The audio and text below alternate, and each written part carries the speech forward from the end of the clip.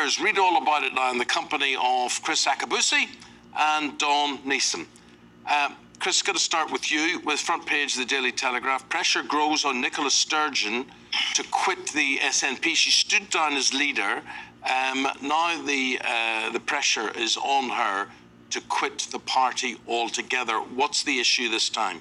Well, so Nicola Sturgeon was a very powerful First Minister. You know, whether you agree with her or not, she was across the brief. She quite clearly Scottish independence was her main thing, very articulate.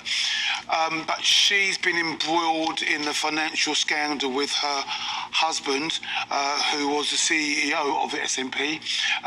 Then we know that they were their house was under investigation. No charges have been brought. No, it was released without charge. No. But the investigation itself, it says a lot. There are no charges been charged yet, but the idea that the police force go into your house, dig up your garden, look in your caravans, they're looking for something, correct? So looking for something, and what's happening is that now the SNP are hemorrhaging members. They've lost 30k members. There's been a reduction in donations. They've got rights and legal costs, so they've got financial challenges themselves, and they're worried. The party themselves are worried that if Nicola Sturgeon stays on the back bench, every time she talks, what will come up is the financial scandal, that's going on right here, right now. And so there's a big sort of pressure on her to quit. She was supposed to be holding her post till 2026, but they're trying to secrete her out of the back door so they can get back to politics.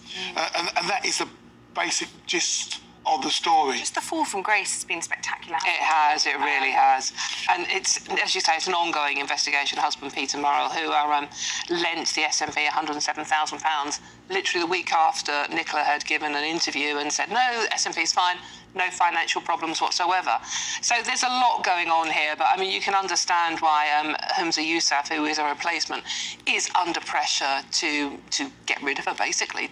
But they are very good friends. I mean, she is on his speed dial. He is the replacement for her. Yeah. Dawn, I know you're an athlete. I know you like your running and all that sort of thing, and you keep yourself incredibly fit. So I'm assuming you're not a smoker.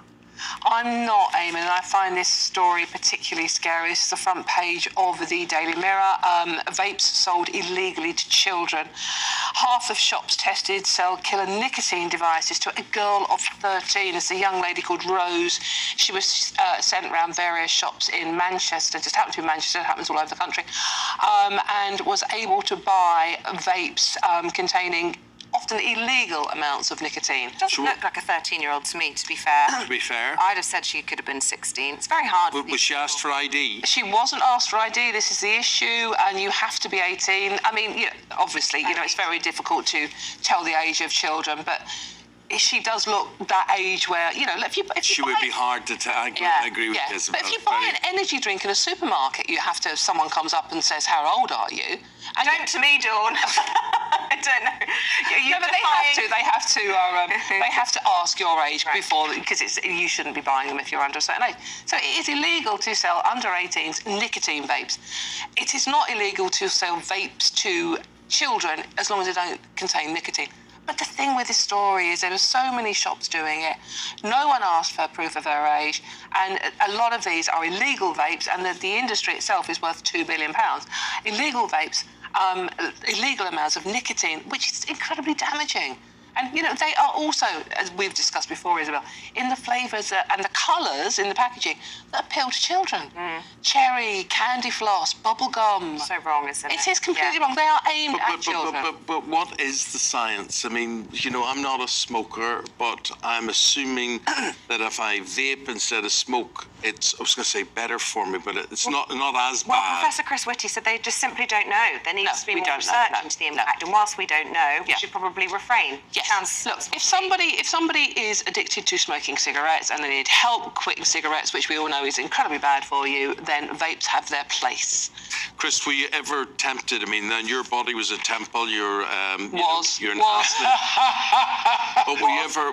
Was the temptation of cigarettes ever put before you? So twice. I had a little go on the top of the toilets when I was a young kid. you know, we all climbed up on top of the toilets. We used to have a little puff on Benson and Hedge Woodbine. as an old fag, don't worry about that one. Yeah, I remember Woodbine. And then when I retired from athletics, and I got to just about 50, I got this craving to get into cigars. Oh, yes. Because yes. I love the smell of cigar. I agree. I love the smell of My cigar. dad smokes cigars. Yeah, mine It breaks my heart every time he does. I hate it. Oh, yeah. Well, I tell you, now, if I'm smoking a cigar, it means I'm caned. It means I've had a bevy too many. Yeah. I would never normally smoke. Yeah. But the big, good old fat boy Monte Cristo wedge. You're such a player. Yeah, at the end of the night, It is, with the fellas, giving a good old giraffe. Ah, yes, feeling good about myself. But actually, no. It had an image thing, a cigar as well, that you were seen as affluent or you're seen as relaxed and having made it. I think you smoked cigars at my wedding. No. No? I don't made think that so. up. I know what a Monte Cristo number 5 is. Yeah. And I would have in my life, you know, maybe smoked half a dozen cigars or so, but I mean, that's it. But I do think it's a particularly indulgent thing. The trouble about cigar is that it stays on your breath for about 5 days. And the walls. I like the smell. My dad used to smoke them at Christmas, only at Christmas, and it reminds me of my dad now, and obviously he's no longer with us. But with smoking cigars, you don't take it down into your lungs? No, Is that? good old puff. Right, okay, so you just puff it straight out so it doesn't go into your lungs. It takes so much effort. In your throat Yeah, you can have throat cancer and all sorts of things with it, yeah. Not good, basically. But it was just an image, and I think this is it with cigarette smoking as well. It's all about image. When you're young and you get into it, it's about image. I mean, part of the cool kids, you know. Now, the image of the Grand National, I think it's one of the most amazing, spectacular sporting events in the world. However, these protests make you think again. They make you stop and think, and what you believe is a huge test of endurance, of skill, of bravery, of so many things. And you look and you think, maybe not. So these protests work. Yeah, look, I mean, I heard Bob Champion speaking about it yesterday, and you know, when a horse kicks off its rider, it still jumps the fences. Now, I know that things like beaches, brooks, they're massive heights, and they're very unnatural for a horse to jump over something and not know what's over the other side.